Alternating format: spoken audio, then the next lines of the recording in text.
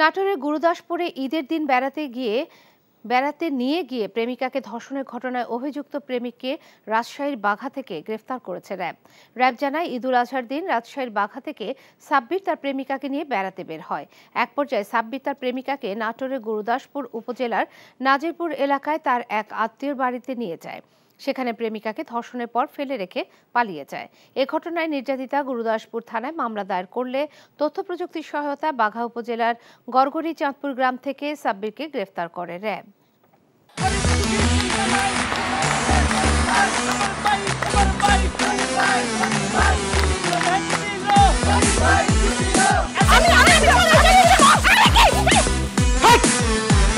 কি ধরনের আকাম করেছে জানো? শালা বিয়ে করলো দুখান, কিন্তু ফেসবুকে রিপোর্ট করেছে একখান।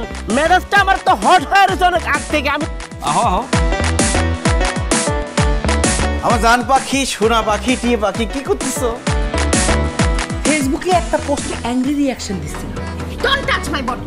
বড় বউয়ের প্রতি অনেক কি বেশি না মায়া মহব্বত, যাও তারে গিয়া দেখাও। আমার কাছে আইছো কেলা? প্রথমে আমার ঘরে না এসে আমার চোখের সামনে দিয়ে গট গট করে ছোট বউয়ের রুমের মধ্যে চলে যাও কোন সাহসে?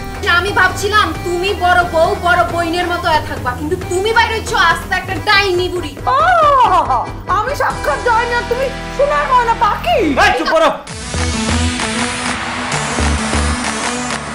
ওরে খোদা, কান্না কাসুল।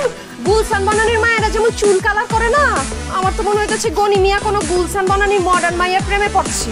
আমি জীবনে বিয়ে যদি করি একখান করবো, দুইখান করবো না। তোর তিনটা আমার করবো। আরে কি করতেছ? আরে বাইরে করতে বাইরো, যা কইছি শুনো, গড়তে বাইরো। তুমি কি করতেছ? তুমি কোথায় যাচ্ছ স্বামী আমার?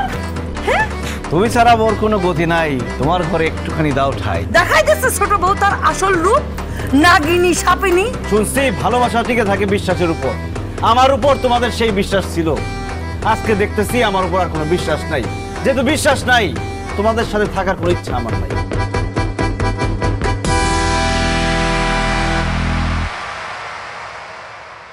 এখন জন্ম সনদ দিয়ে খোলো বিকাশ স্টুডেন্ট অ্যাকাউন্ট।